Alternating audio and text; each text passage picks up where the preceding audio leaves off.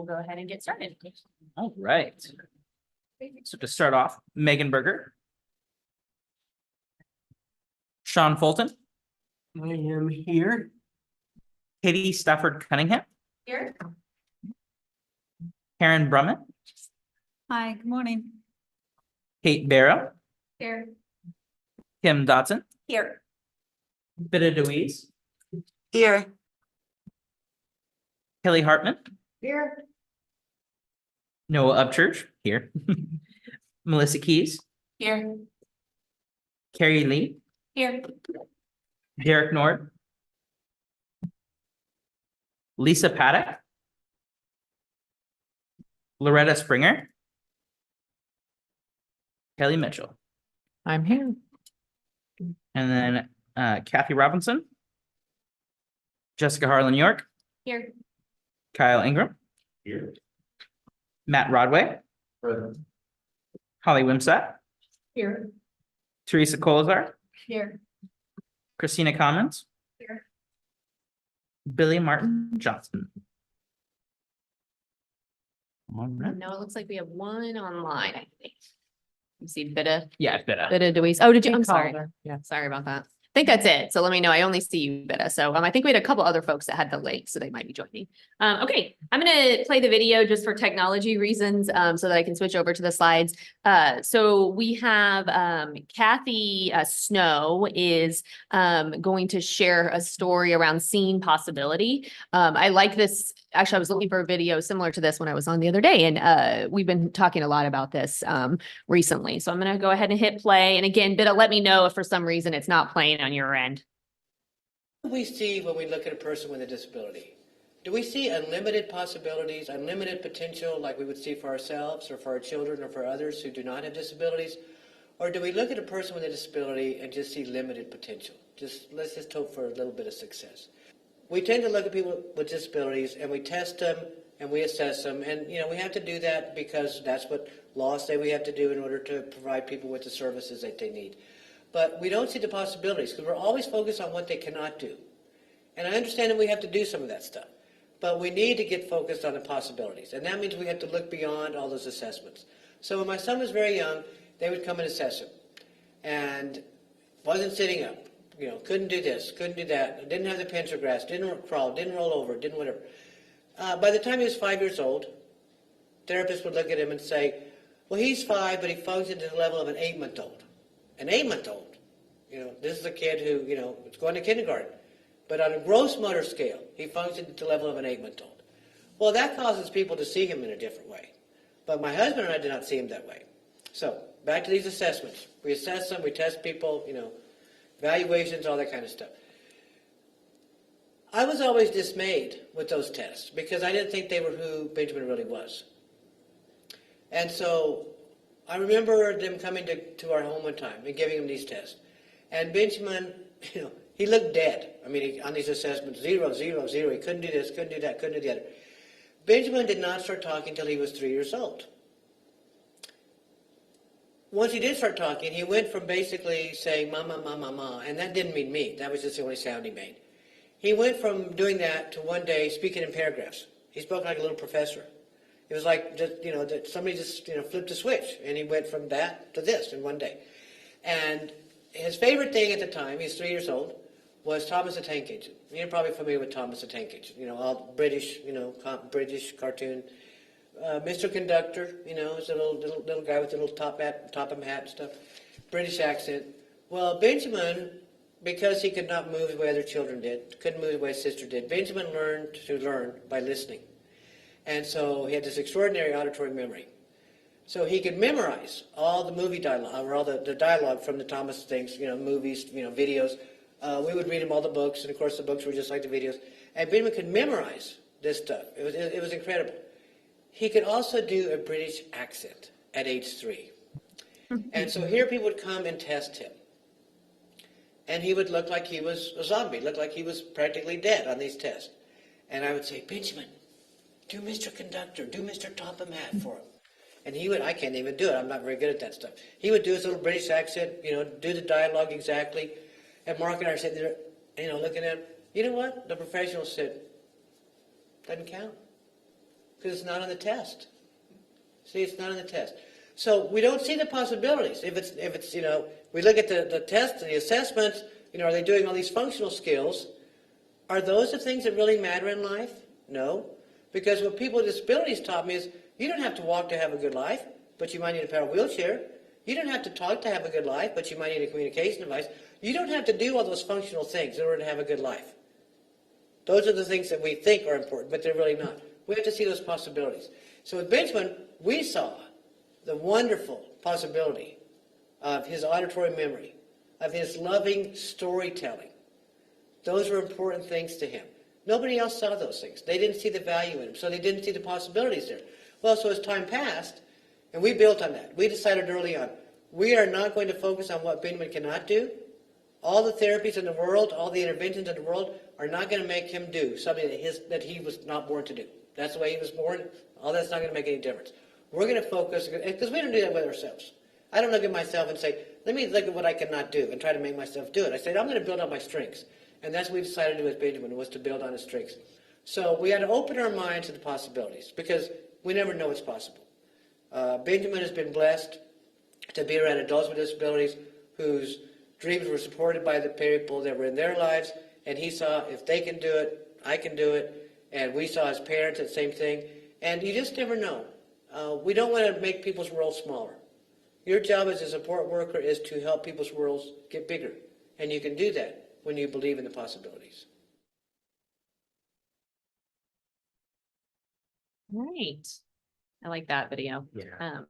And we recently, in one of the IPPs that we were just talking with, and it also shed some light on this, is they were talking about how they asked someone what their strengths are, and they've never been asked that, and it was just sad, right? So I think it's just constantly pushing this message. So I really like that video.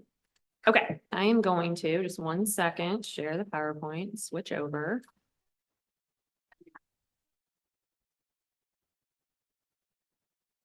Okay.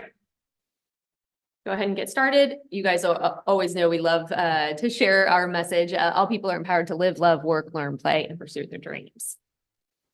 We got a pretty packed agenda today. Some housekeeping things from Noah and I. Medicaid waiver and pathways update. I still have Kathy on there. It's actually not Kathy. Kathy's not here today, but Kelly and Holly. A BCDS update from Christina. Kyle and Teresa are going to share some things that we are talking through with aligning waiver services, employment services, and VR services. And I'm going to highlight some of the IPP projects. Real quick, back to the, thank you, Noah, I see you're on it. And Noah, I'm going to share some housekeeping things real quick. Noah's going to take a much more active role within this DDRS Council with choosing the videos that we share each month, as well as running through the agenda, keeping everyone on track. He can be the bad guy, just watching the clock and making sure, and watching the chat and questions. We're also going to start probably next time, just because we'd already built the agenda, leaving about 10 minutes at the end of the meeting for items that maybe come up that aren't necessarily on the agenda, but that could take a little bit of time that we don't want to take into, or cut someone off and leave Kyle because he never has any time. And so just some maybe items that aren't quite, within the agenda, but we want to save some time at the end to talk about. I think that was it. Noah, was there anything else? I think that's sort of maybe That's about it. So I'm going to let Noah kind of take over, and he'll be in charge of really just, sharing what's next and following along with questions, et cetera. So to start off with, we have the Medicaid waiver and pathways update from Kelly Mitchell and Holly Webster. All right. Thank you, Noah. I'm just going to do a bit of an update on the pathways segment and the Medicaid strategies as a whole, and then turn it over to Holly for the bulk of the discussion. I hope most of you are aware we're 12 days to go live for the launch of pathways and waiver integration. Holly will speak to the waiver amendments that were approved and clarify some of those matters. But we are well positioned for our July targeted launch. We're continuing as an administration to work with MCEs and providers on readiness testing. All of that is going well.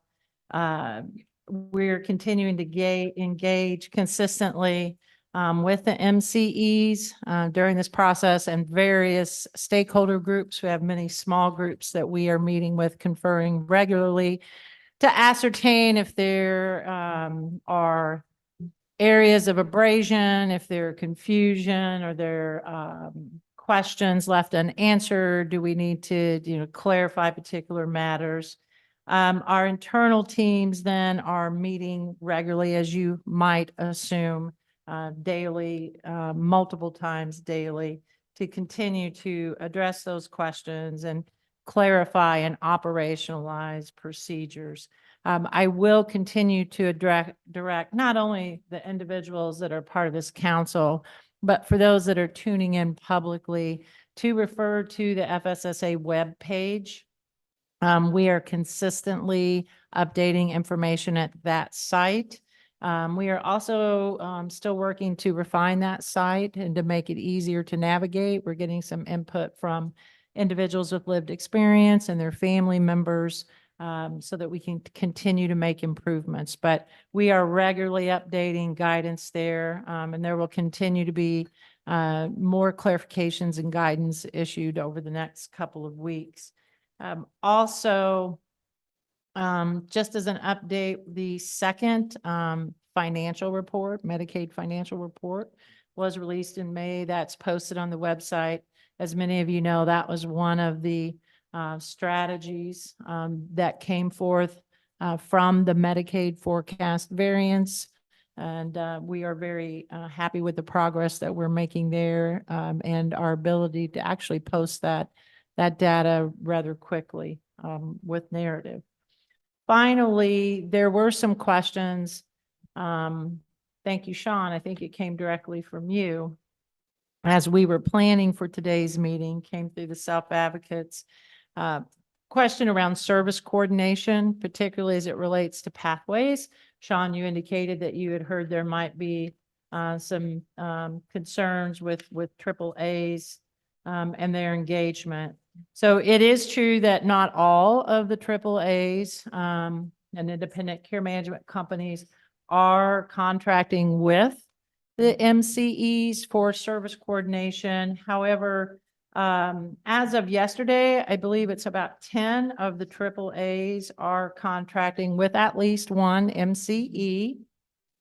And those MCEs have internal service coordination service coordinators, and they will continue to fill those positions in order to provide that service. So service coordination will not lapse, and there is continued engagement with external stakeholders. I also want to give a significant accolade to Indiana 211. They partnered with us in making direct outreach to individuals and families to ensure that they had been contacted by their care manager, service coordinators, MCEs, that there were not questions and lapses, and they had a very high success rate in actual contact with those families. And we're going to continue to evaluate and leverage that resource. So it truly has been a team effort. And then before I turn it over, Holly will speak to this more. I do want to differentiate in that AAAs will continue to have a role over this next year as it relates to level of care assessments. That's distinct from that matter of service coordination. And Holly's going to speak to the ongoing role of the AAAs in care management and the fee for service waivers. So with that, Holly, I'm going to turn it over to you. Okay, thank you. We can move to the next slide. So as Kelly mentioned, the CMS approved the waivers and the waiver amendments. So that was a great milestone, allowing us to move forward with the launch of the Pathways for Aging program, as well as the waiver amendments on the family support, community integration and habilitation, traumatic brain injury waiver, and as of July 1st, the health and wellness waiver. So wanted to highlight a few of those items that are significant that were in those amendments. Specifically, the addition of an emergency or a priority category on the family support waiver. That priority category was added for those individuals being served or supported through what will be the health and wellness waiver who lose nursing facility level of care if they meet ICFID level of care, the level of care required for the family support waiver. They will have access to the family support waiver similarly as individuals 18 to 24 who've separated from educational services. Yes. Question on that, Holly. They do not go to the wait list, correct? They automatically go to the FSW. They will correct? have access to that family support waiver. Great, thank you. Yes. If they happen to be on the wait list and still on the health and wellness waiver, what is today the A&D waiver, which could happen, they would just be bumped to the top, right? Thank you. Okay. Good question, Katie. Very good question. We also are adding some services. As we've talked about before, structured family caregiving is being added to the TBI waiver effective July 1st. Home modification assessment, we are adding to the TBI waiver, family support waiver, and CIH waiver effective July 1st. And then our new service, career exploration and planning, will launch July 1st for the FSW and the CIH.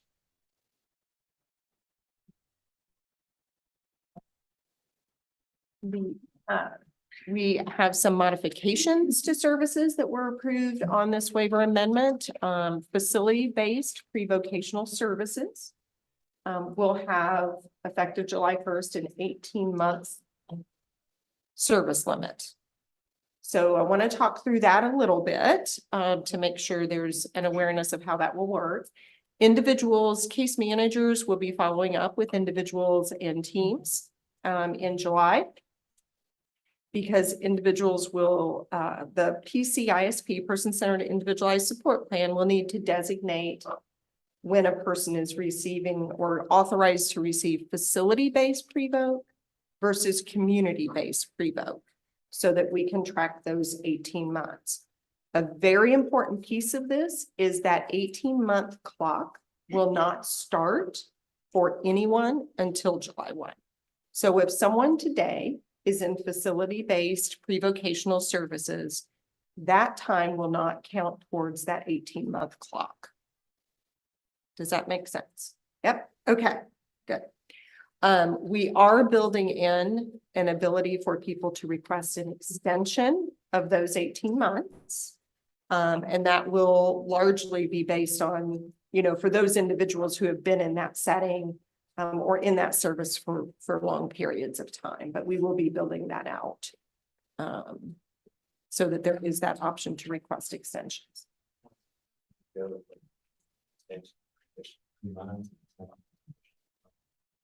It would probably be more than a month, probably 3 to 6 months. Yeah.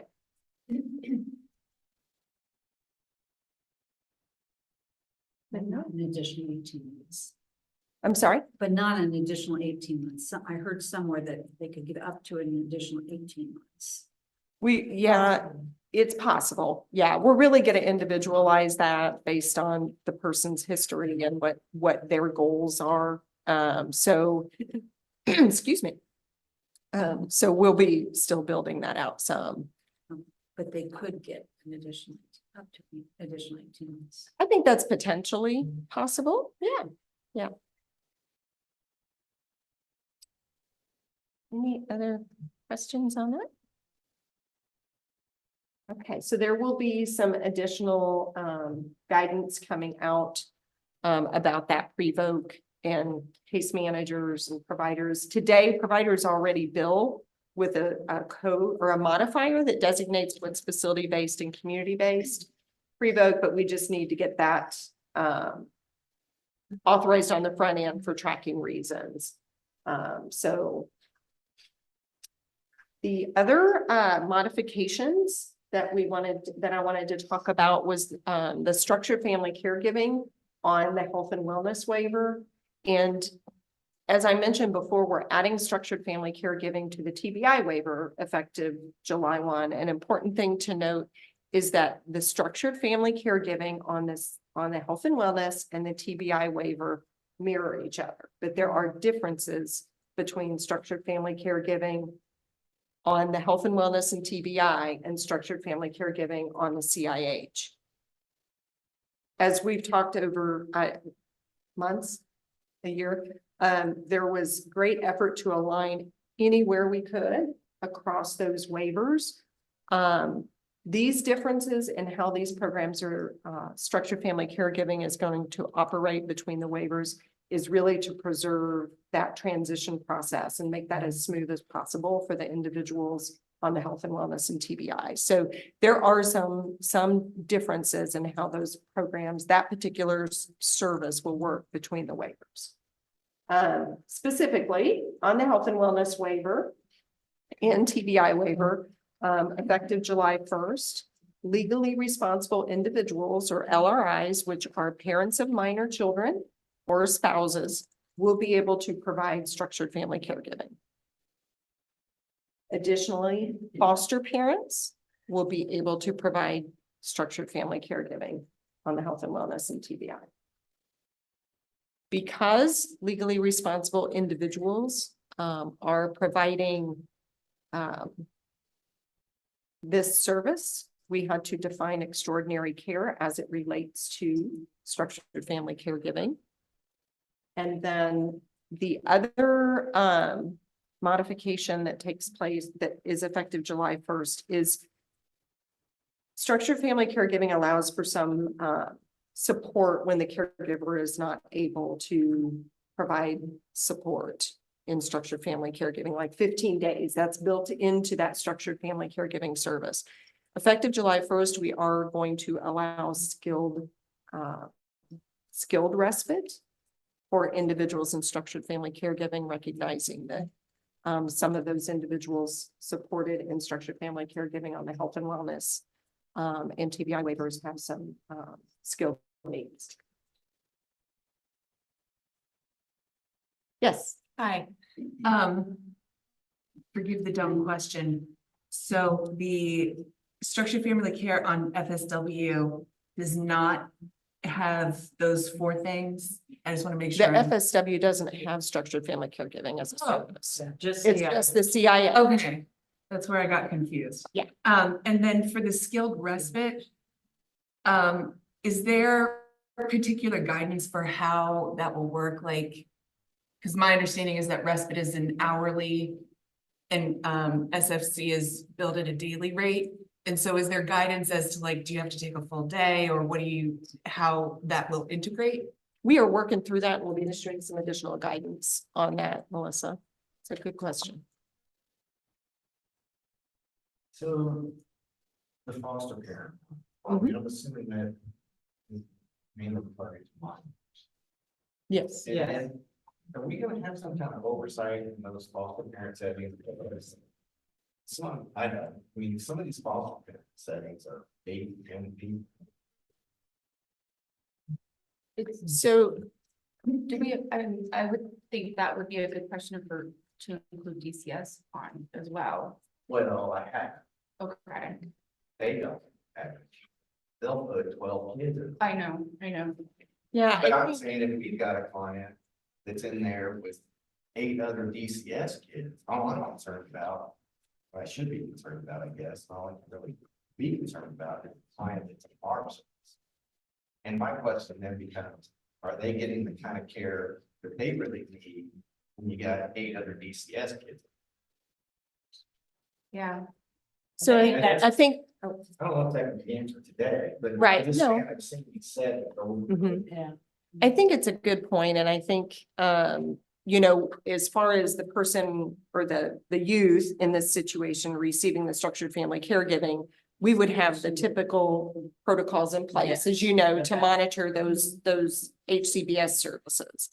And DCS would have their responsibilities on monitoring that foster setting.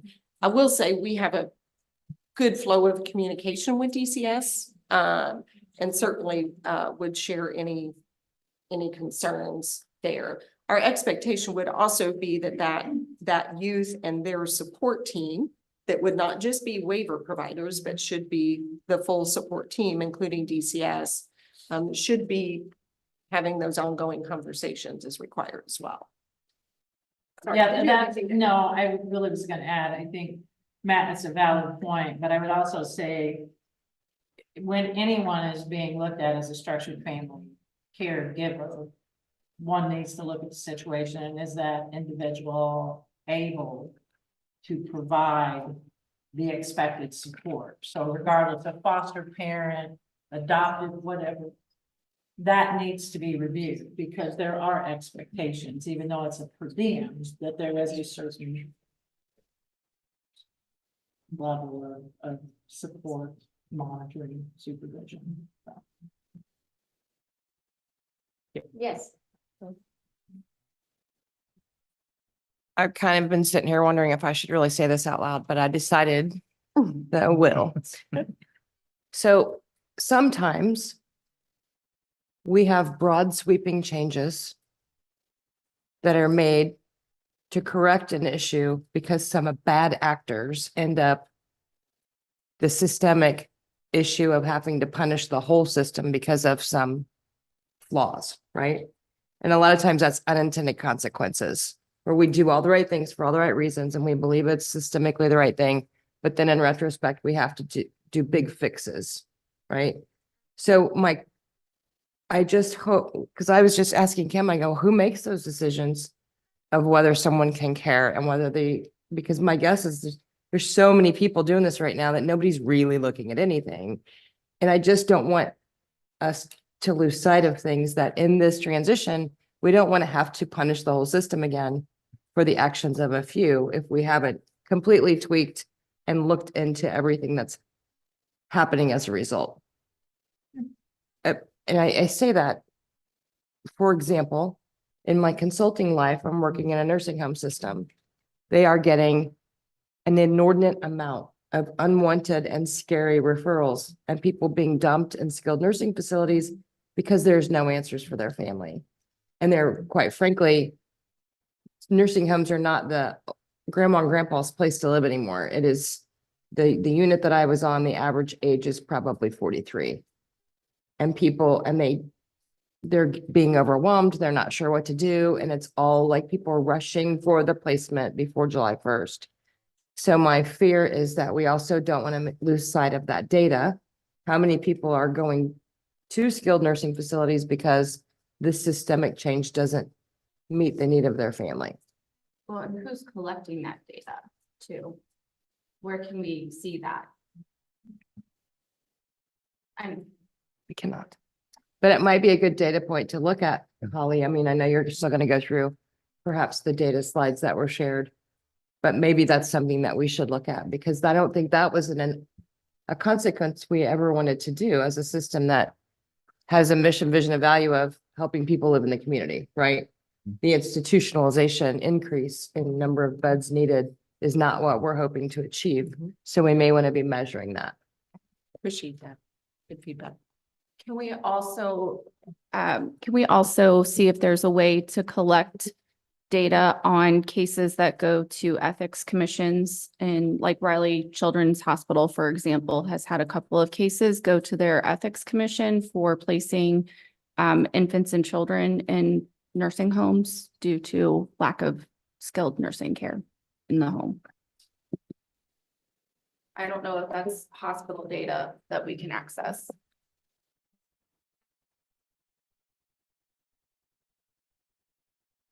We'll see what we can do. I honestly don't know about that particular piece, Kate. We can look into that for sure. All right. The other thing I wanted to mention that I don't think I got to on the last slide, and it's okay, is just, that's all right. Noting that on the health and wellness and TBI waivers, that legal guardians of adults will be able to provide up to 40 hours a week of the attendant care.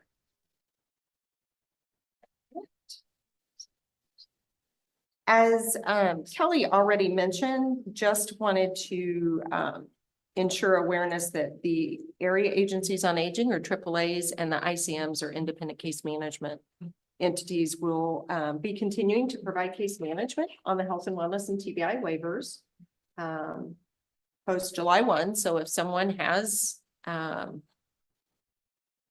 area agency 4 today, they can still have area agency 4 on July 1st.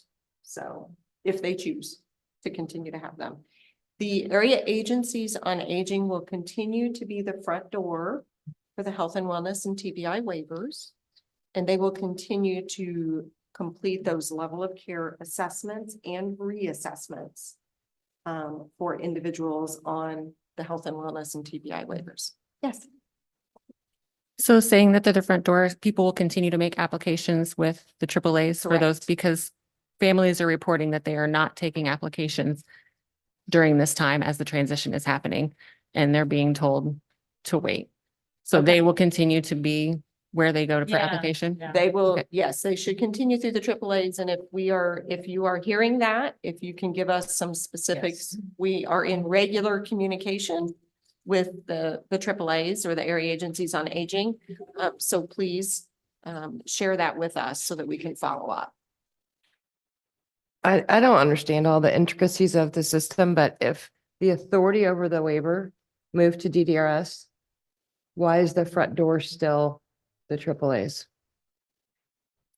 Because that system, the way those level of care determinations are made is through the AAA and agreements between FSSA or Division of Aging and those AAAs. So if somebody reaches out to us and says, they need the TBI waiver or whatever, they need to go to AAA. not Correct. us. Correct. Yes. And that Yes, contract. as it runs is for today. 1 year, right? That contract runs for 1 more year till July. Isn't that I honestly am not sure about the terms, the terms of the contract, so I wouldn't be able to speak to that today. Yeah, So- I think that was what was originally said, that they would be doing it until July 1st of 25. I think that's what we were originally told. Back at some point. So the work would be through this office. Is there interaction? Well, I wouldn't say interaction, but we're not that front door. Those Yeah. local beads offices are not that front door, certainly. Yes. Yes. Yes, absolutely. Yes, yes, absolutely. Again, I think if we anticipate some people will come to the beads office or contact the beads office post July 1 for the A&D waiver and the TBI waiver, and we will, I said A&D, health and wellness waiver and the TBI waiver, and we will help connect them with that AAA and do that warm handoff. Because I think it will be challenging because some people qualify for both, right? As they always have. Mhm. And it would be nice when it gets to the point where they can go in and fill out one application and somebody can help them go. You do qualify for both. Right. Let's get you where you need to get so we can get the right kind of services that you're needing to support them. Correct. And I know I asked this a few months ago, and I'm going to ask it again, is how are you going to ensure that they offer choice not of just care managers, because we know currently they do not, but also providers of service, because we also know they do not. They have a little package deal that they just offer when they come in the door. And I've heard that time and time again. Not a rumor, it is how they do it.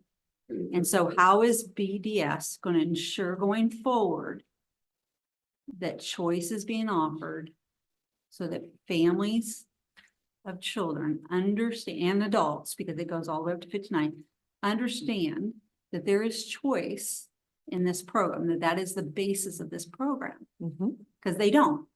Ever. It's never talked about at all until they're unhappy or they're a problem. And then it's talked.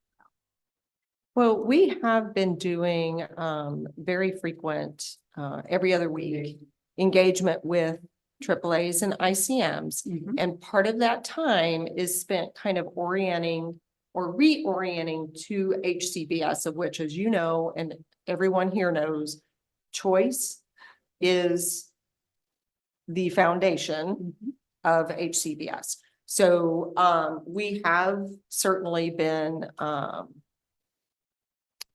doing that engagement and reorienting, and we'll continue to do that.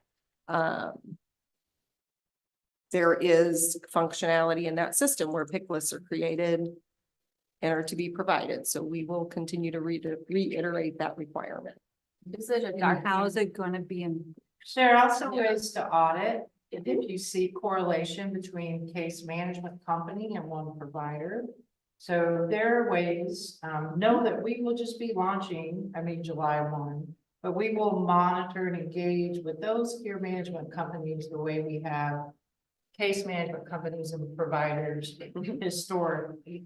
But obviously, there's a runway time with that, but there will continue to be system enhancement. Well, we've already been, and I know I'm live and I'm being recorded, so we've already been told by an area agency, and I'm not gonna say out loud because I am being recorded, that starting July 1, because they are not going for pathways, they'll have plenty of room to accept the other two waivers, so they will not be referring out to ICMs going forward. They told us that. That's Point probably an offline conversation, maybe. But so, Have I mean, that that is. their conversation because that's mindset. not- They'll have openings, so they're good. They don't need us. And I think that is a disservice to families to not be offering choice and individuals. Well, it's required And it's in required, HCBS, the choice be but they offered, haven't so. done that since the beginning of time. And I think to change that course is going to be a hard. And without some supervision of that, I think it's going to be hard to get that change and because we've been fighting it since the beginning of time, right? And I think it's the same with providers, because I think there's some good providers that just never get clients unless there's a problem. Well, and you mentioned that it's gonna be hard. I will just say, I hope everyone in here understands we can do hard things. I know. And we will, when it's the right thing for the people we support. So, but yeah, if you want to have an offline conversation with most more definitely. details, we are constantly engaging with the AAAs right now. Let me just say this out loud, to the group of advocates here, where was this when it was over there? Oh, we had I mean, ongoing conversations and ran it up the That's your floor. buzz, I don't anticipate you're probably aware, I was invited to that side. Which I was glad to do, but that's where we were there. But where was the advocacy on the other side? I just, to sit here and with these guys, and maybe I'm just sticking up for BDS too much, but for these guys to sit here and try to make a wrong right, I mean, it's gonna take a little time. Oh, absolutely. And yeah, the AAAs and even some of the work that I've done, I know what you're saying. Now, I don't know the specifics of what you're saying. But, I'm just flabbergasted, if that's the right word. Where was the advocacy then?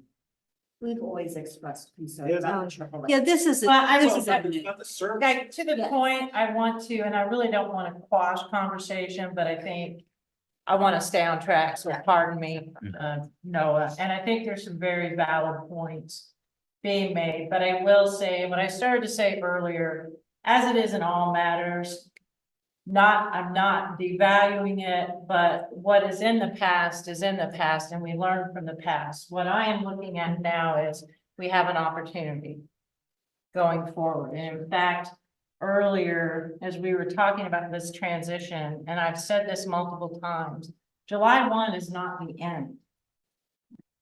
July 1 is the beginning. So there is still much work to do. Kelly, to the point that you raised.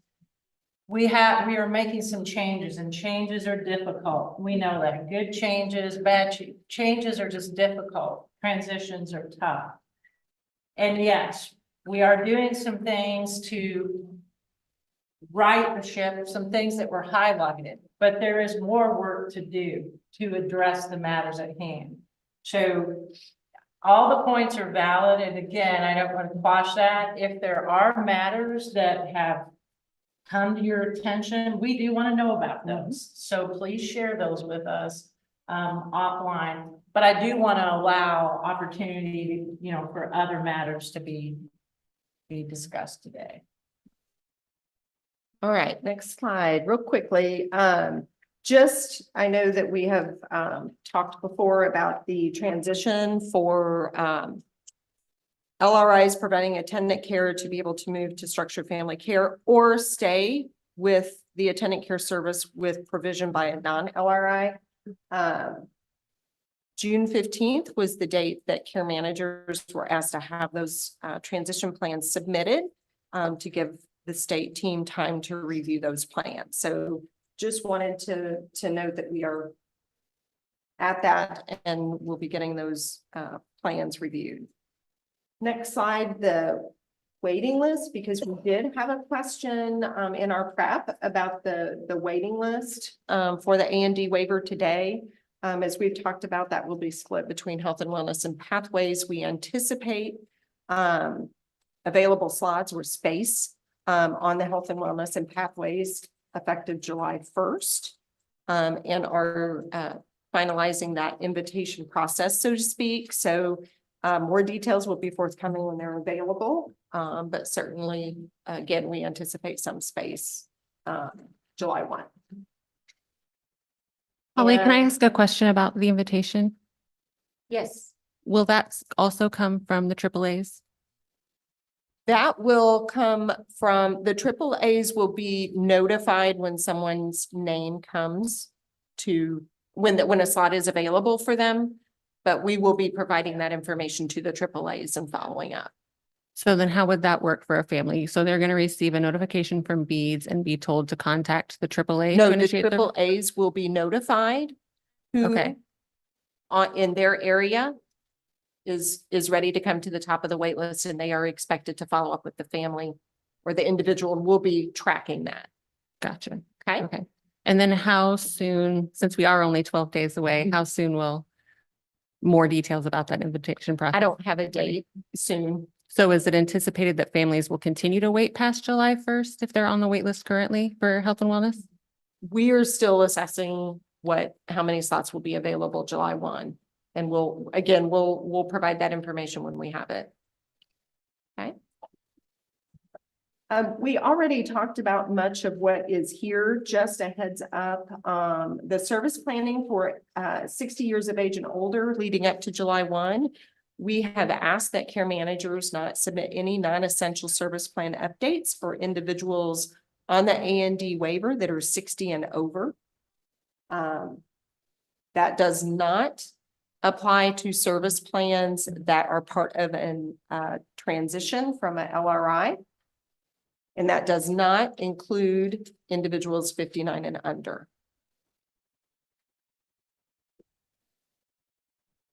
And but so my understanding is when somebody does turn 60, it goes to that. Yes, that information in the person's.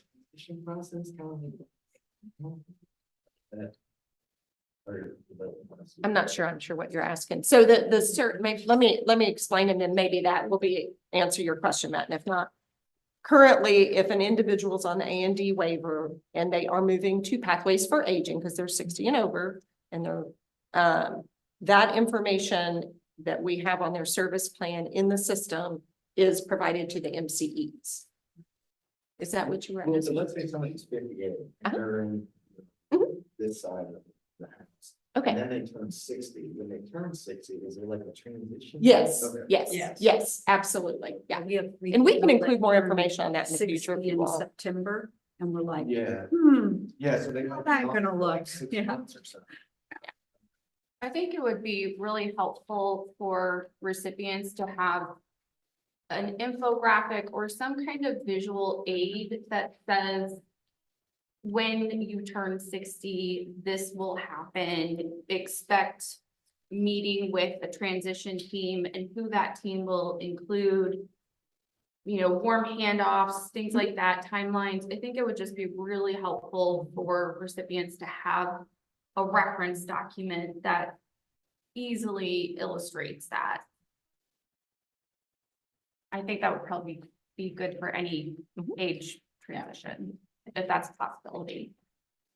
All right, I think I've gone over as usual, so I'm going to button up and. So next up, we have a BCDS update from Christina Commons. Sorry. Hello, everyone. All right. So I just wanted to build off of the presentation that I provided all of you in February. So if you can recall, I brought to you our 2024 Bureau priorities, and within them was capacity building. And I think you all can also recall in 2022, we had a large number of children waiting for IFSP services. So really taking some steps at the state level to maybe potentially have a trickle down effect to build capacity across the program and our local communities. So one of those strategies was to increase our provider rates. We did that in January of 2023. And so I'm going to give you some data, which are in quarters. So this is a year's worth of data, but they're weird quarters. And I fully acknowledge this. So just wanted to let you know that I don't usually report data starting on May 1st and go through April 30. But when we did some point in time data, we wanted to look at what was the difference from May of 2022 to May of 2023. It was about 5 months post rate increase. So really giving our provider agencies and our SPOs some time to staff up, to do their part on their end, to change the contracts that they have with the individuals delivering the services to children and families, or their employment contracts with their providers as well. So that's why we started with May 1st. And then we also wanted to provide some data to the marketing firm that was working with us in 2023. So we were working with Caldwell Van Riper on a number of efforts to get out to colleges and universities. We've done a ton of work in the Bureau of Child Development Services since 2017, building relationships with all of our institutions of higher education around the state. We have new OT and PT programs being developed at several local universities, and they reach out to us asking us to come to their classes to help provide presentations to their students. So we've done, again, I think that that's the fruits of all of our labor and really working to build those relationships. And so then we wanted to know, like, all of these efforts that we've been working on since 2017, but most specifically with that rate increase and working with CVR in 2023, was it having the influence over our capacity that we were looking for? So on this slide, there's a lot of numbers, and they represent the number of unique active providers enrolled in First Steps providing service coordination. So that's that first line. So if you look from May to July, we had 252 service coordinators. And then from February to April, we had 281. So we've increased our service coordination capacity by 29 individuals. We did also put out an RFP for our systems point of entry, and we increased the contract allocation for those entities starting in January of 2023, but then sustaining that in their new contracts starting in July 1 of 2023 with the intent to add positions to those systems point of entry to deliver service coordination for children and families. They had extremely high caseloads. And so our goal was to staff those SPOs with enough service coordinators that the average caseload would be somewhere between 65 children and families to about 85 at any given time because of maternity leaves and family leave. We have to account that some people are going to carry a higher caseloads at some period of time just because they're handling the cases of their colleagues. But I think that this is great news for service coordination. We also looked at the number of unique active providers enrolled in First Steps delivering services. So that's your occupational, physical, developmental, speech, psychology, audiology, et cetera, type of services that are written on IFSPs. And in that May to July quarter, we had 1,811 providers. And then fast forward to February 1 through April 30 of 2024, we had 1,947. So we added 136 new service providers over the course of that year, or at least in that quarter. We also are reporting here the number of unique providers billing, because I think when I was here in February, I also talked to you about it's not just enough to have bodies, right? To be able to write individuals on IFSPs, but are they actually delivering the IFSP services as written on their IFSPs? So the service duration and frequency that is written on those plans. And so the best way for us to be able to monitor that is to really look at who is billing and then the number of hours that they're billing.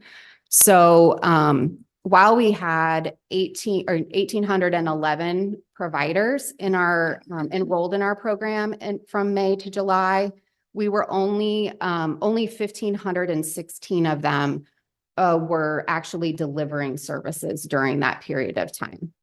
So we do have a number of providers that just are enrolled, that hang out in our system and say they're an enrolled First Steps provider, but they don't actually deliver services for us sometimes. So they take a break, or they, for whatever reason, they're enrolled but not active.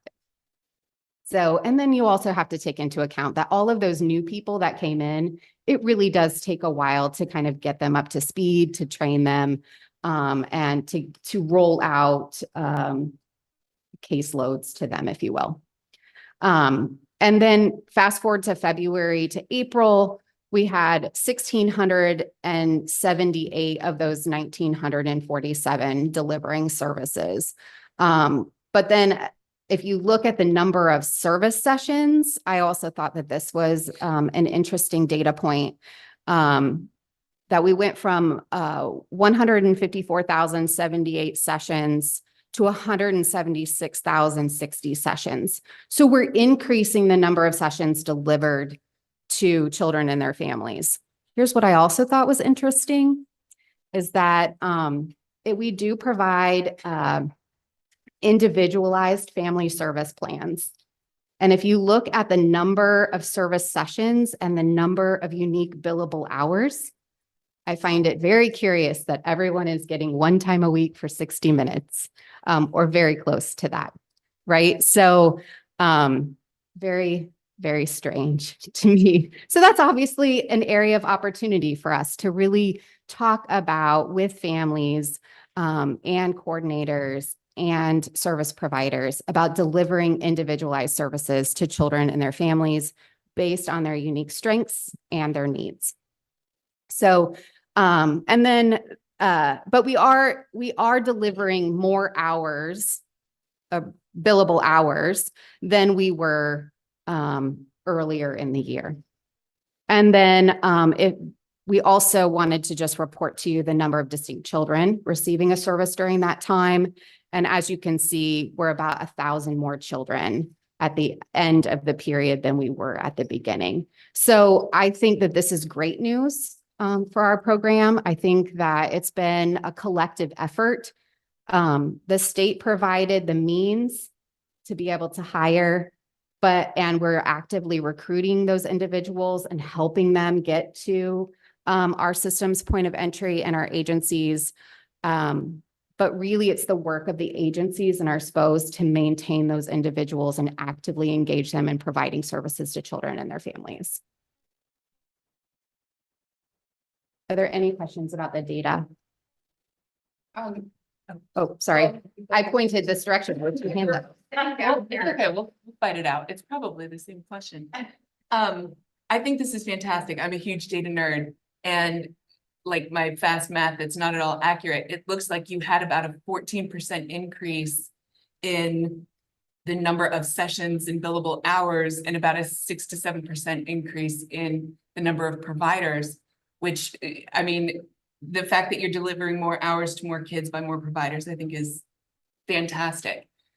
Have you been able to kind of pinpoint what variables were really the most impactful that could be translated to other areas where we don't have, like, where we have problems with provider shortages? I don't know that I've analyzed the data enough to start trying to pinpoint where there could be best practices happening. I think that's what you're referring to. We do have an agency in the central Indiana region that I think is doing some really interesting things around their service areas that they serve. They do provide services in our downtown area as well as a lot on the east side, where we have a hard time always maintaining service providers in those areas. And they are, while I'm not condoning changing service providers on families, they are asking their providers to provide a certain number of hours for a certain period of time, and they rotate around their staff to provide services in those areas. I think that's interesting to think about how we meet the needs of families in areas that it is hard to serve for whatever reason, and then to also maintain the morale of your staff. So we're not always providing the same people with difficult situations and to manage, if that makes any sense. I know that we're also promoting our infant and toddler mental health endorsement. With that endorsement comes reflective supervision. And I think that, as many of you know, working with families in their homes can be really challenging and can weigh on your mind in the evening, or can bring you down over time. May or may not be why I'm sitting here and not actually out in my car delivering services today. And so we really do need to take care of the individuals delivering those services. And anytime that you can provide a space for conversation and for them to discuss the challenges that they're experiencing, I think we do that as a team, right? That you probably do that with all of your teams. Like, you provide a space and listen, so that secondary trauma of some of these situations do not linger and do not carry or weigh them down to not be able to go back the next day. And so I would offer that as probably some of the more interesting ways that our agencies are supporting individuals. While we provide the rate for services at the state level, we really have no control over what our agencies and SPOs are doing in terms of salaries and contract cost. And so I think that's an individualized business decision. I think that there were some lessons learned from some of our entities in 2019, and then again in January of 2023. But I think supporting business acumen and the way that individuals support the people that work for them is what is helping. But in this, I would oftentimes say too, that data tells us that raises don't necessarily keep people. People keep people, right? So it's not, people didn't get into these fields to make a ton of money, right? We came to this because it fills our cup. We have a why that we carry in our pocket with us. But we also do need to care for people and the cost of providing home and community-based services. And I think we've, at the state level, have done a great job by providing a very competitive rate in Indiana for early intervention services. And now it's up to the entities that have agreements with us and contracts to hold up their end and pass that through to the people that work for them and show that they value what they do every day for kids and families. That was a very long-winded answer. I'm so sorry. Very passionate answer. You may or may not be just a bit passionate about it. Maybe just a bit. Kate, did you have another question? I'm processing all of what you just shared because it is really important. And I'm thinking, one, about the resilience building for families and for those providers of services who are having that secondary trauma, or if they're also family members, how that may cause some re-trauma to come up. But I guess what I was actually thinking of data wise is that I'm seeing the increase in the number of children who are being served. And I was wondering how we're tracking the retention between first step services into the next phase of services, whether or not, I know some of those children may no longer need services going forward. Some of them are going to transition to school-based services. Some of them may transition to other services, but knowing that we have a wait list for family support waiver, we have a wait list. I'm thinking about DOE data and the number of students who may be eligible for IEPs and the increase in that. How are we tracking that transition and retention of those kids who may need services on an ongoing basis? Since the transition to our new data system, we have not been stellar at tracking that transition data. However, we will be better at that come July, because we will have implemented a new system for letting the local education agencies know when we have children in first steps that are going to be potentially eligible for school services and be able to get data back from DOE. So there can be a better data exchange. And we used to report that quarterly in our state profile reports for early intervention. I think many of you can remember that we had those. We're working with our data analytics team to recreate those with some of the same data points, but some new data points as well. And then in terms of retention from early intervention to say the FSW, CIH, or health and wellness waiver, that's an internal data matching that we were starting to work on and will continue to work on once we have our new data person embedded in our office. So, but that is something that we're working on. Kelly. I'm pretty sure I'm sorry. I'm sorry. I have a follow-up on qualitative, but that's fine. Go ahead. Quantitative data. No, go ahead. I'm pretty sure at one point you had let us know what the time was that people had to wait for services to begin, which was one of the data points that really helped you know that we needed to do capacity building, right?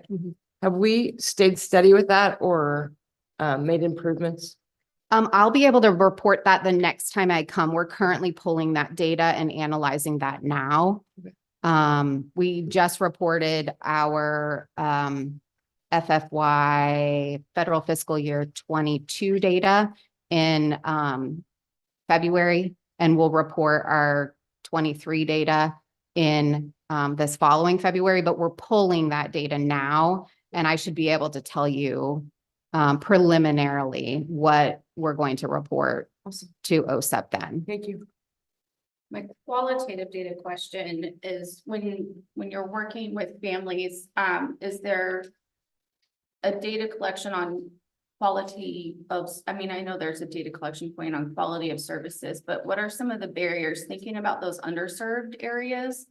Is there a way that First Steps is collecting the qualitative information of what barriers exist in the community so that we can try to address, you know, is it something that's systemic? Is it the belief set about needing assistance? What is it that's preventing people from maintaining services or seeking help? What is it about the area that it's difficult to maintain provider adequacy and capacity? That's, I'm trying to think systemically, like, what are we needing to address or what are we missing in service gaps in those areas? Sure. So I have not pulled data per service area or cluster or region.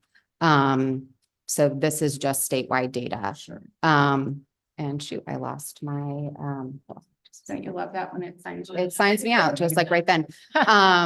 But what we do survey our families when they exit our program. If they've been in our program for 6 months or longer, we survey them. What we did kind of do IU did an evaluation, but I think during the pandemic, but they were doing that from the lens of race equity, not necessarily service gaps, right? For, you know, pockets of areas in our state. So I think it would be interesting to do that, but we do collect survey data from our families. We're trying to identify ways that we can do that better, because I think what we're getting back is not probably as informational as it could be, or maybe accurate based on the responses that we get. And we are working on family engagement to also identify this as well. So really our goal is to identify or engage with families who are currently enrolled in our program so we can ask them about their experiences and use that as a driver for system improvement, right? So really wanting to hear the good things and the not so great things, and also have this as a forum of connecting families with other families. We oftentimes hear, I want to meet other families. And so trying to use this as a mechanism for that. We did that. We tried it for the first time in April. We had like one parent attend. And while that sounds like a huge epic failure, I think we learned things from that, right? That we will adjust when we meet in July. So if we go to the next slide, Jessica, I do have. Yeah. So we are having we're doing a First Steps Family Town Hall meeting July 25th at 1:00 and 6:30. There is a form here. If you know of families who are currently enrolled in our program, we would love for them to join us. There is an enrollment form here. The reason we ask that you enroll so we can gather information and send surveys and include these families as we, maybe try some policy adjustment and things like reaching out to the families who are engaging with us to learn more and gather their input. And I know that we've sent this out, or at least our family engagement manager has, Barbara. We also, kind of related to your question, Kate, have put out a program evaluation RFP.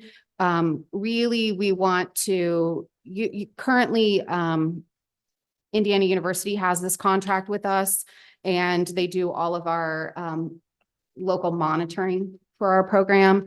They also collect child and family outcomes, and they do our provider agency monitoring as well. The newest thing here is kind of some of that ad hoc evaluation.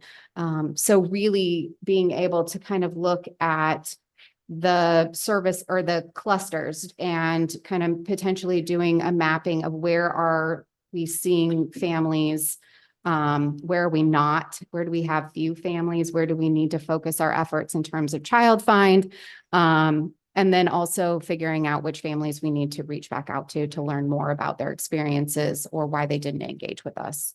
And then I'm going to quickly run through our federal monitoring. I think I've heard you, or I think I've mentioned this to you before, but we are being monitored by our Office of Special Education Programs.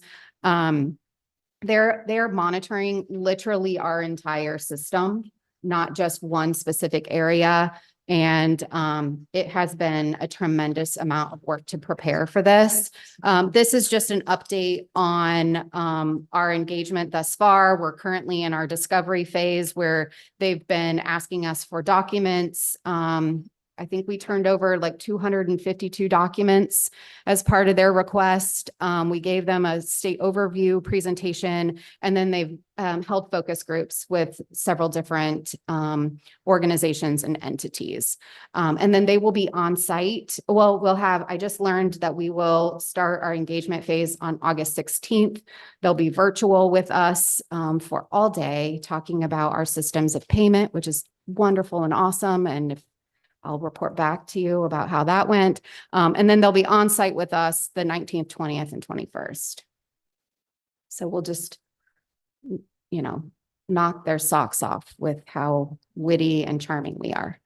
And then the next slide is, I just wanted to report, we did have our conference last Thursday and Friday. It was a 2-day event. We had almost 800 people register for this conference, 550 of which were in person. The rest were virtual attendees. We gave out 30 student scholarships. Again, that's part of that capacity building, right? So engaging those students to come and enrich their own learning, but then to connect with the entities that are at the conference and potentially get them hooked in early intervention. And then we hold them there to provide services to children and families. We did offer 3 pre-conference sessions. We had 8 researchers and students participate in a poster session. I think it's really amazing that we have all of these colleges and universities that are doing early intervention related research, and they come to our conference and present that data. We had 3 keynote speakers, 45 breakout sessions. We gave away 35 excellence and service awards. Again, that's part of that morale building and being recognized by their peers for the great work that they do. And then we had 22 exhibitors and 14 sponsors. It really was the biggest conference we've ever had. And I know, while I'm biased, I think it was a huge success. And so the next time I come, I'll be able to kind of give you a recap on the survey data that we collected. So sorry, no, I went a little bit over. All right. And next up, we have aligning waiver employment supports with VR services with Kyle Ingram and Teresa Colzar. Well, thank you, Noah. So I'll kick things off just a little bit, and then we'll have Teresa also be able to share from VR's perspective some of this work. But we wanted to spend just a little time today going a little bit beyond just the work that I've shared in prior meetings around employment services that have been really particularly focused on what we're doing within the waiver space, to talk today about the other strands of our work that are really about bridging the gap between, at least the experience gap that we hear between waiver services and VR. But I wanted to start with just a little bit of a framing for everyone. These are principles that I think we are operating from when we think about how we're doing this work around employment. It's also principles that we're messaging to case managers, to providers, and internal DDRS staff. It's really about, the work that is going to be successful when we're able to really focus on not just making changes to policy or procedures or technical aspects, but also about building a system that raises expectations and that supports the raising of expectations. And so as we've been messaging to our provider groups and to our internal staff and other pieces of our supports. Really messaging that we have a responsibility as a system to reinforce these principles early and often. And certainly this goes beyond just the DDRS programs that are at the table and that we talk about in this meeting. There are other pieces of an individual's life, other systems that they engage with that have a role also to play in raising expectations. But today, we want to just talk about that for VR and waiver services. That we want to, as we're building this program out, as we're thinking about how we align our services, that we take these principles into account, that individuals have ambitions, goals, and dreams about their careers, about the careers they pursue, and that they have the right to be supported in achieving them. Also, that anyone can be successful in competitive integrated employment with the right supports.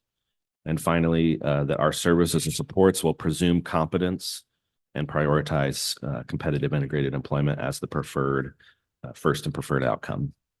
So doing all these things, what we hope to see from that is that we have transformed the system in such a way that individuals are able to be the drivers of their own lives and of their services and supports. Holly, I guess you're filling in for Jessica. Awesome. So how do we really get to a place where individuals are in the driver's seat for their lives and for, in particular, DDRS services and supports? We're working through this system transformation, focusing on how we improve the individual's experience. We know that currently accessing each of our programs often comes with its own sort of intake process. It comes with its own set of eligibility requirements and documentation needs. And often we are having individuals and families rehash the same kind of information to access services that really should be much more seamless in how they support an individual. They're much more braided and coordinated. So we have approached this understanding that it's going to take system coordination, program alignment, and also staff capacity building within our waiver and vocational rehabilitation services. So we wanted to talk just a little bit about some of those activities that are system coordination or program alignment or staff capacity building. Holly, next slide. Thank you. So I know that I have talked in prior meetings about the Ambassador Series and the Innovation Roundtables. I wanted to just continue that thread a little bit. A reminder that we had, I believe at this point, 6 cohorts of ambassadors of VR and BEAD staff go through that process. So throughout the state, now there are VR counselors, there are VR staff, there are BEAD's district staff that are ambassadors. So with that, we are starting to, throughout the state, permeate that shared language that is accessible and that is also something that we're using with families. So we're trying to get to a point where state staff throughout the state have that shared language, that we all kind of approach this with the same kind of framework in mind. So we now have folks throughout the state who are ambassadors and are also then being seen as potential resources for other state staff who have questions about charting the life course or things like that. After that ambassador series, we really opened up the effort to everyone within the division on a voluntary basis to participate in innovation roundtables. And that was a series of 6 meetings that we had for internal VR and BEAD's staff. That was really successful. I think we worked through some topics that are using charting the life course as the foundation, but I know that fly was distracting me too. Yeah, we were working through some charting the life course framework through the lens of how we deliver employment supports as a division, not just as programs. And 2 of the last pieces that set of folks did as kind of a capstone was to develop a trajectory around how they envision a coordinated system of employment looking for the division, and also a 3-bucket exercise around how we support individuals and families, not just within our own systems, but kind of looking at natural supports and what kind of navigation and discovery activities or supports might be needed. I haven't had a chance to clean them up in a way that I'd be able to share with you today, but I hope to do that here in August to be able to share that product with you all, just to give you a sense of where our state staff who are really invested in this are. So all that is leading, I think, to the last thing I wanted to share. Knowing that we have this challenge with separate programs, perhaps separate ways of accessing and engaging with those programs currently. One of the things that we wanted to do that really supports, hopefully, an individual feeling like they are in the driver's seat of their services and supports is to develop a shared framework or tool for individuals to use, particularly when they're accessing both sets of services. So if they're in waiver and also accessing vocational rehabilitation, that there is some sort of documentation, there's a framework for them to work through that's strengths-based, that is person-centered, but that can talk across those systems and can also aid them in when they approach, a VR service, a VR counselor, or when they're talking to their waiver providers and say, this is my plan for my career. This is what I want to do with my life. This is what I've envisioned along with my support network. How can you help me achieve that? Right. Rather than kind of approaching that from well, these are the things that we need to talk about to get you an IPE or get your PCISP completed. Certainly those things are important, but this is a way we think to provide an additional lens to have those conversations and to support an individual and their families in approaching a service system with a really clear vision for their work. I think we hope to see that kind of plan be something that is folded into the career exploration and planning service as it continues to mature. But I think it's also something that should be accessible to anybody, regardless of how they're entering our services that they can use. So we are going to work with a lot of the folks that we're part of the Ambassador Series, a part of those innovation roundtables, to use those folks internally to help us develop that alongside the Life Course Nexus folks from UMKC. But I wanted to just flag for you initial thoughts around that this work is continuing. We're kind of building out, moving beyond just staff capacity, but then turning around and saying, okay, help us leverage that knowledge that you have built.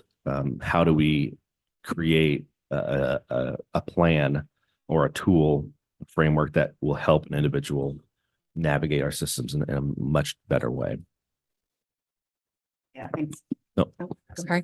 When you say create a tool, are you saying like a tool that would be different than the life course tools that are already available for planning, or would it be similar to those tools? It might be a creative combination of the existing tools. It might be something that is specific to how Indiana delivers its services that we want to make sure we capture.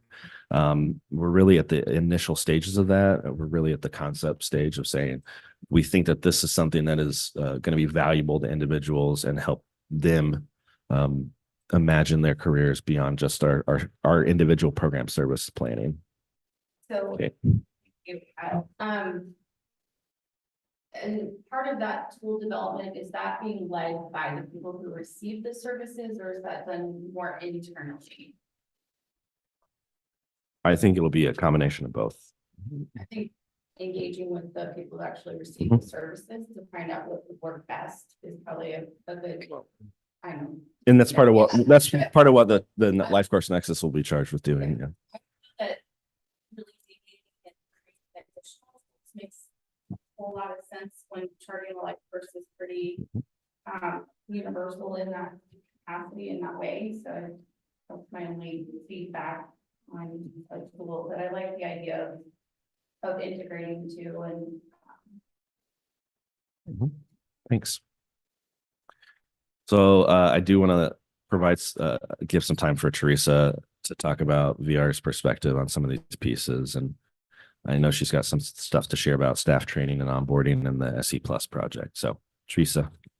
Yeah, thanks, Kyle. Well, first, I just kind of to frame it a little bit. I think some of you know this, some of you may not, but we're really, I think, very fortunate in Indiana that in particular, I mean, certainly First Steps, but beads and VR sit in the same, we're in the same neighborhood here, like the same house. I walk across the Kyle's office every day, past Kyle's office every day. Same with, Christina and her team and Kelly and so on and so forth. So I think what that brings us here is that it's just very organic and kind of integrated in our day-to-day work that we're connecting the dots. It's not this separate standalone project that we're working on. It's just embedded in what we do, which we probably take a little bit for granted. So we are pretty, we all have full plates, obviously, in what's on our specific job descriptions, right? In our specific scope of work. But I think because of where we sit within the same division and the work that we've done to align across the division, we're also, fairly well up to speed on the big initiatives that we're all doing. So we meet all the time, whether it's a monthly check-in with Salem, whether it's a budget meeting, whether it's troubleshooting a case, whether it's a targeted DERS exec team meeting, whatever the case might be. We're constantly coming together and figuring out how do these pieces work together. So I think what that's going to lend itself really well for us to do is, as there is so much transformation going on across the division, and certainly as you all hear in this group every month, transformation specific to waivers and BDS, I think there's a really good opportunity to figure out how we can better braid and sequence the work that we do. With my VR hat on, VR is designed to be a stop on the journey. Maybe it's a short stop, maybe it's a little bit of a longer stop, but it has a start and it has an end, right? It is a stop on the journey. And there's so many services we can provide in VR that first and foremost align and direct people toward employment, but they also touch other parts of people's day-to-day lives and their good life. And what's unfortunate, I think, in the way the system has been designed in the past is that there are certain services that people could only get if they were in VR, but there couldn't be those specific needs weren't always maybe well met before they got here, or certainly, after they exited. So some of the work that has been mentioned already today and in previous meetings around things like career exploration services and benefits, counseling, work incentive services that there may be some place for within waiver services. I think we've gotten some questions of, well, what will that do? Doesn't VR do that? Like, yes, we do that, but again, only on that stop on the road, right? So I think there's a great opportunity to figure out how those services can be incorporated in a way that helps support that seamlessness. And again, that braiding and that sequencing. We've had some really good, small, because we only have a handful of sites, but good success in figuring out some braiding and sequencing with Medicaid and specifically Medicaid rehab option and VR with our individual placement and support employment pilot in partnership with Division of Mental Health and Addiction. We've created a funding guidance document in partnership with mental health and Medicaid to figure out, how can those services support someone before they get to us and then continue to pick up after someone exits. So I think we have a good foundation to think about and to work with. And the reality is the service might look very similar, may not look like a different service. It might look very similar. It's really on that sequencing and maybe the focus of the service so that it can be seamless. So I'm gonna I don't know, Kyle, if there's something specific. I'll just mention quickly on learning management system.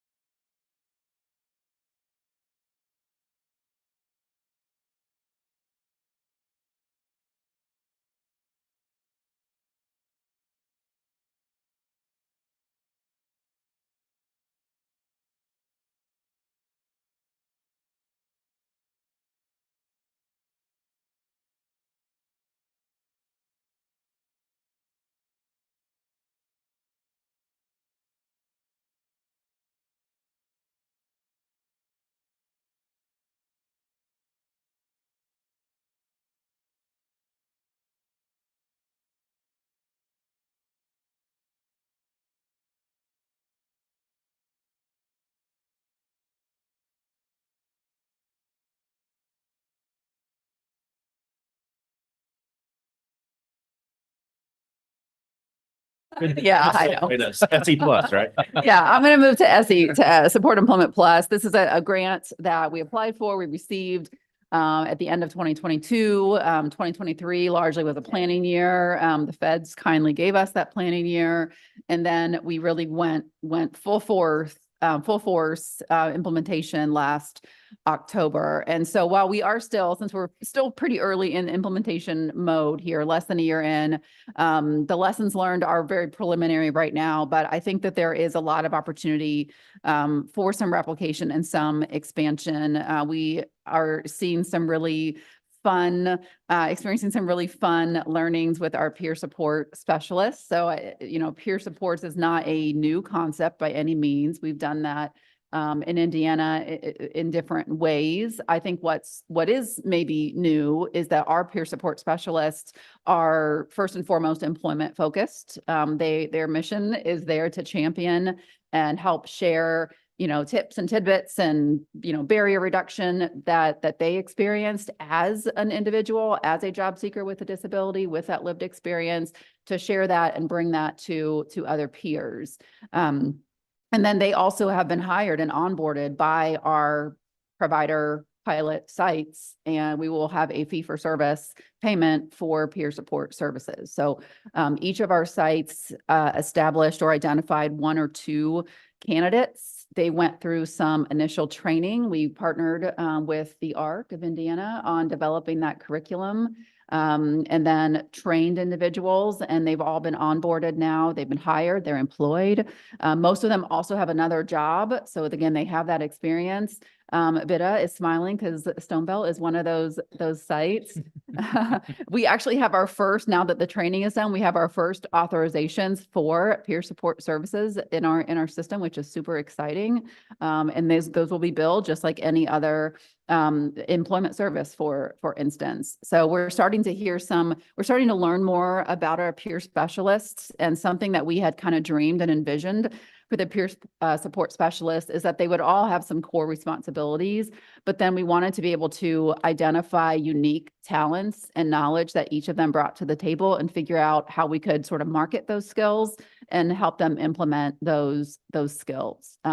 We also are hopeful that this job of a peer support specialist, assuming we can replicate that as the grant comes to an end in a few years, that could be help create a career pathway for other direct services and employment services. In fact, we've already had one peer specialist tell us his next goal is to become an employment specialist. So, yep.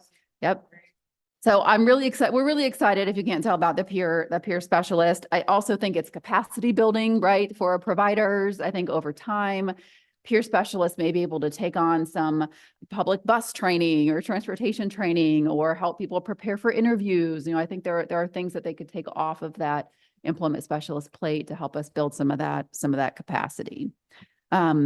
So there's so much more I could talk about Support Employment Plus, but I'll leave it there, because I don't think I have a better story than peer support specialist. We'll share more as the project progresses. There's a lot of other really cool components, but I'll leave it there. And then I have a couple of thoughts here, but Kyle, did you want to chime in on the next slide? I thought we kind of just worked through this just briefly. So as Teresa mentioned, we are continuing to leverage our relationship with the State Employment Leadership Network and lean on their expertise for technical assistance. One of the things that we have recently done was to do a couple sessions of reviewing a particular case that really there were some things that did not go the way that we had hoped they would, that did not result in the kind of outcome for an individual who had expressed an interest in employment that we want to see from our system. And so we took an opportunity to use the SELN to meet with a number of individuals from both BEADS and VR services about this. And so without getting too much into specifics, I think what I can share, and I'll open to Teresa as well, that this individual had expressed an interest in working, had support from some of his waiver service providers, but there was some conflicting information about his, at as was stated in his records, his readiness to work from some other providers within the waiver system. And those in particular, how his behavioral service plan happened to, what kind of light it put him in. So this individual was interested in VR services, was connected with VR. Some of the information from the waiver side of things was given to VR at referral, and some decisions. I don't know, Teresa, if you'd like to share from the VR side where things went from that point. Yeah.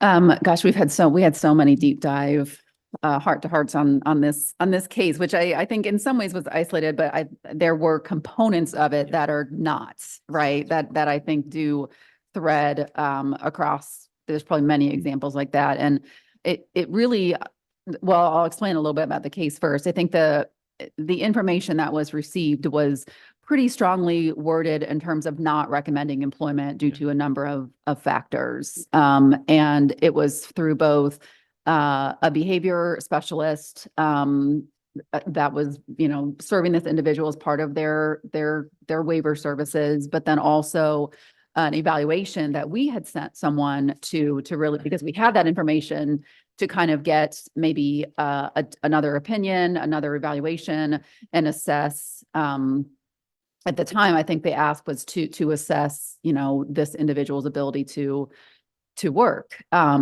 which is probably not the right question for us to be asking, right? And so I think what it ultimately culminated to is a lot of connecting the dots for, case management, the provider, behavior specialist, VR, BDDS, to get this guy back in services and do things better and do things differently. So I think we put him on, we got him on a better path in particular. But for me, the bigger picture was, what do we need to do here? Because this is not the first case and not the last case. In fact, it happens regularly where we have something in writing, right? Whether that's the job coach, the VR counselor, the case manager, whoever is now faced with information from someone who they may deem as an expert or a, licensed professional that says something pretty strongly worded, like cannot work, should not work, right? Is a flight risk, needs 24/7, whatever, needs line of sight supervision, whatever those labels or those phrases are that we sometimes are quick to maybe put on paper without thinking about maybe the long-term impact or ramifications for the person. What do we do then as frontline service professionals with that information, right? It's a little scary to maybe just ignore it. But we also know we shouldn't just take it and say, okay, that's it, done. Best of luck to you. So what do we do with that information? And so it sparked a lot of dialogue, including, I think, guided by SELN on how we might approach something like that. And it brought up a lot of questions on, what is the scope and role of an evaluator? What is the scope and role of a case manager, a VR counselor, a behavior consultant? And at the end of the day, and here's opinion hat coming on, at the end of the day, I think if we're really wanting to, if we really believe and want to implement those employment first principles and philosophies, then the question is never, can someone work? The presumption is everyone's ready for something, right? Everyone can get there. The questions then in the evaluation and that professional expertise we're looking for is not an opinion on someone's employability. It is an opinion on how do we best support person with that presumption that someone wants to be more independent. They want to work, they want to live on their own, they want to drive, whatever the circumstance might be. We aren't looking for an evaluation on can they not. We're looking for how do we best support them and what do we need to know? Are there things we should avoid? Are there settings we should avoid? But that's cool. That's fine. Well, let's do that, right? How do we best support someone to set them up for success? So all that to say, if you have feedback on how we might progress in trying to infiltrate that thinking, not only with our own staff, but all of these entities, right? And vendors and service providers and case managers and behavior specialists that serve. I mean, we're talking thousands of individuals, right? That touch and serve individuals. So I don't know if you want to. Yeah, I was just gonna say, just to add, I think one of the observations that we found was just how kind of heavy we as a system place risk mitigation and safety and concerns about liability and how that perhaps guides some decisions within the system and within our services. And so part of this, what we want to do is to begin to recalibrate that. As Teresa was kind of describing, we can get into, I think, some of the ideas that we have for how we go about doing that, but I see Kate's got her hand up. I think this is a good opportunity to partner with the council and some of our members in hosting engagement sessions that are led by people who receive those services to talk about taking that strengths-based approach and embedding turning the life course into, like, I hear evaluation and risk assessment and my spidey senses Yep. go up and I'm like, dude, that doesn't feel good because I didn't get evaluated when I was entering the workforce, Yeah. the way we evaluate people with disabilities. So, you know, I think we have to do the engagement, but it has to also be led by the people who are receiving the employment services to talk about these kinds of systems with the employers or like with the people who are in that mindset. Because the change is not going to happen if it's coming directly from the state saying, you can't think like that, right? You have to change your mindset. So we have to have really meaningful conversations that are probably going to be challenging some of these behaviors. I would probably draw on the team's presentation that Joseph Cannell and the Office of Equity and Inclusion had done before and see if there's a way to work with them for January to develop something similar, a similar type of approach in those presentations that emphasizes the strengths that people and the valued contributions that people with disabilities bring to the table and offer those as a process.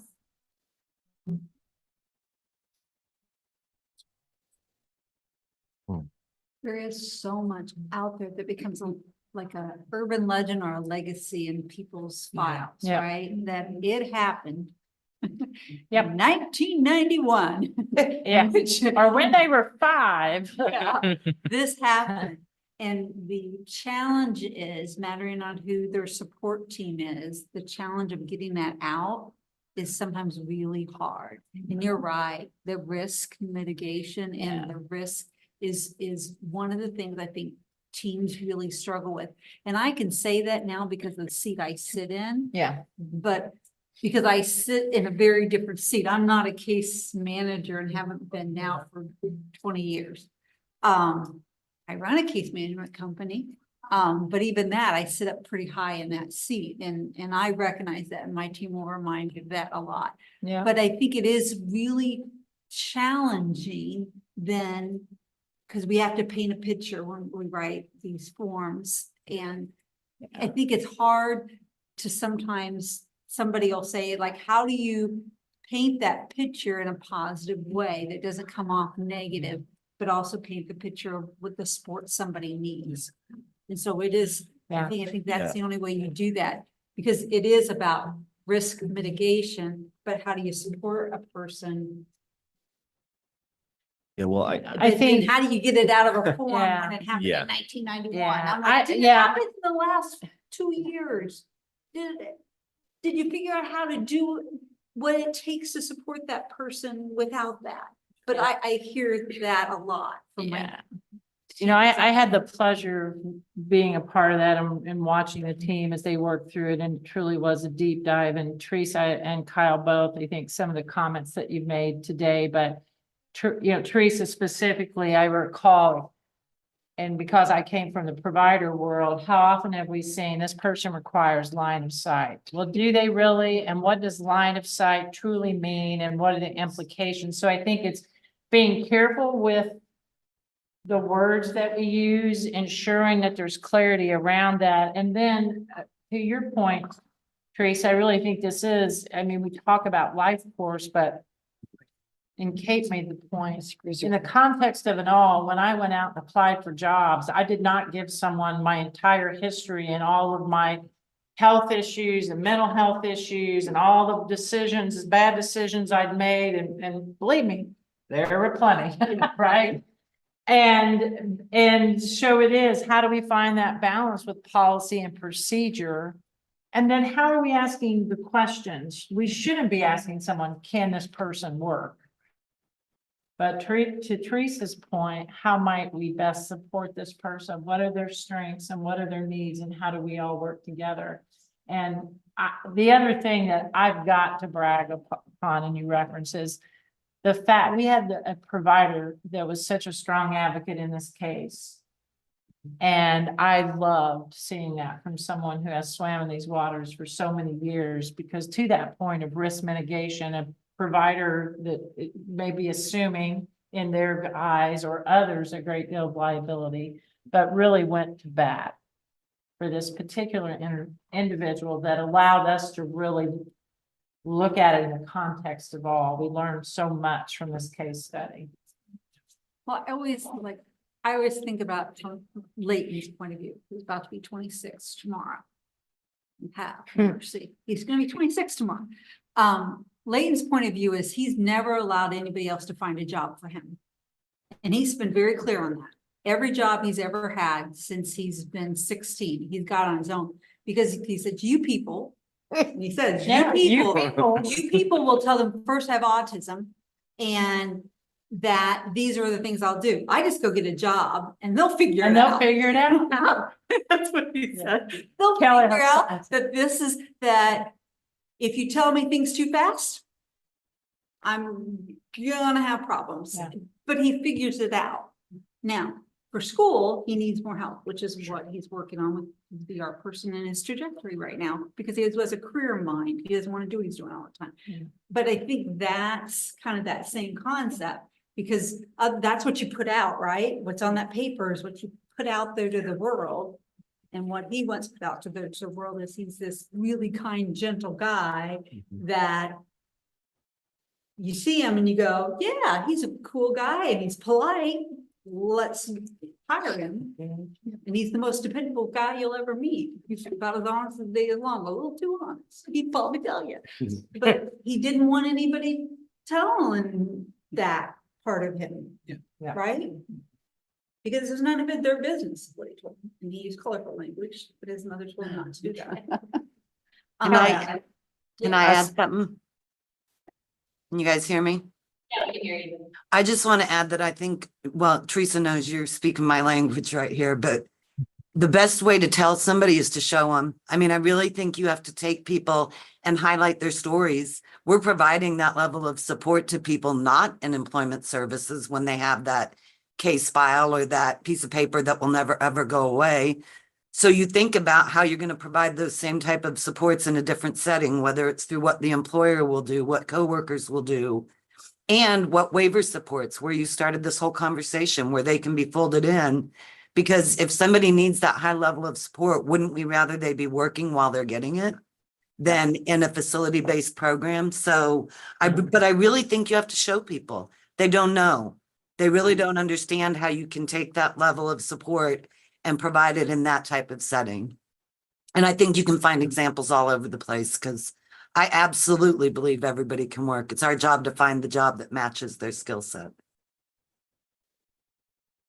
I was just gonna say, this is a culture thing. You guys are talking culture all the time. We don't have tools to build the bridges really that everybody in the division is using. For example, a character strengths-based assessment, which can be free, but some of those things that go alongside the charting the life course would be helpful, because whether we think about this and train this way or not, people are eligible for services because they get eligibility based on a medical model. You show up day one and you're eligible because you're broken. Yeah. And the first question that's asked is like, well, what's wrong with this guy? Or what, You're broken and you're poor. right, you're broken and poor. And so what? And then we come in with our unicorn and leprechaun suits, like rainbows and sunshine. And what can you do? And it's all positive. So somehow we have to deal with that dichotomy through Mhm. culture tools. Yeah. All right. And so to finish this off, next we're going to be going through the highlight of the IPP projects for Jessica Harlan York. Okay, quickly, I think we have about 10 minutes. Want to highlight some of the IPP projects that we have that are continuing. One is Connections Case Management and Resource Fairs. These are what they sound like, resource fairs, where we have a collaboration of individuals, agencies, organizations that are gathering together in the Beads districts locations across the state. So all 8 locations in this next about year and a half. And they're free resource fairs, accessible. Obviously, we ensure that every location is accessible for everyone. And it really is just, not just talking about businesses of folks with disabilities are sharing their businesses, employment service, employers are there, really fairs where families can connect with each other, individuals can connect with each other. As you can see, food trucks, raffles. So it's just a fun way of gathering folks together and really ensuring that we're hitting all parts of the state. And as part of their project, they're developing a template for how to plan and facilitate resource fairs for other folks, moving forward. And this is not just for obviously Connections, it's for anyone, that is part of this community, even whether you're receiving services or not. So I wanted to highlight that one. Secondly, we have Erskine Green and Allison Transmission. This is a pilot program for on-the-job training experiences and meaningful employment for folks with disabilities in the manufacturing space. Andy's obviously no longer here, but Andy Kirby was huge and instrumental in this project. And obviously with Erskine Green, really, it is very similar to what they're doing currently in Muncie, but it is on, it's working. Folks are going to Allison. I always want to say Allisonville because I'm used to, I live up there, but Allison Transmission. And with hands-on training experience within that environment that can then be replicated in other manufacturing spaces. So excited for that one. We're actually working on going there in the next couple of months to see it in action. So excited for that one and how that's going to play out. And last but certainly not least, Balance Sensed and Mary Jerling. Mary is a mother of a gentleman who receives services, and they are it's called Roots of Personal Finance, and it's a program, and they're part of their project is providing financial education to individuals with disabilities and their families, and really navigating that space. As you guys know, there's a lot of additional barriers and I think challenges that come along navigating if you have a disability in your finances. So it's a program where individuals and families are going through it together, and what kind of information we can glean from that and how that can potentially be part of a service moving forward on the waiver. So just sharing all of those, and we'll continue to highlight those and more to come as we're in our last year of the IPP grants.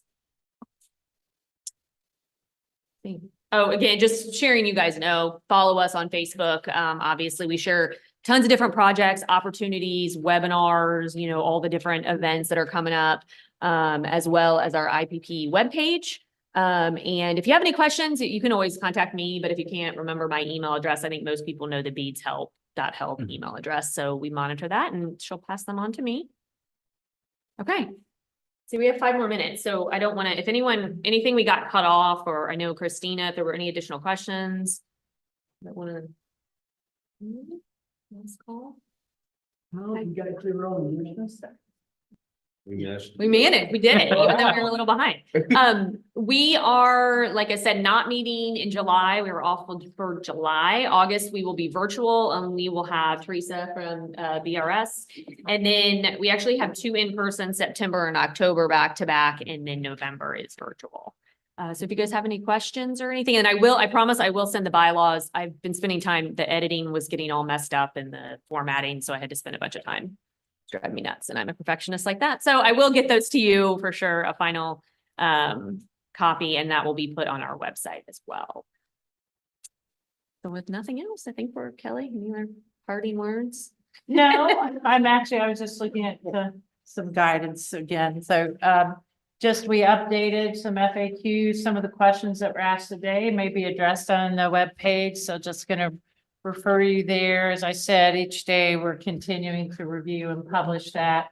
I also just want to touch base again, any transition and change is a busy and challenging time, and we are dealing with individuals' lives, and we have all been, many of us, doing this for many years and some of us decades. So I want to say that I appreciate everyone's passion, enthusiasm. We'll continue to ask for your patience. We are receiving a lot of questions. We have historically been very available to individuals we support and providers, and we continue to do so. But right now, our personal inboxes are being flooded a bit. We are attempting to address all that we can, but no, for those larger questions, we are trying to focus those through that web page and the updated FAQs.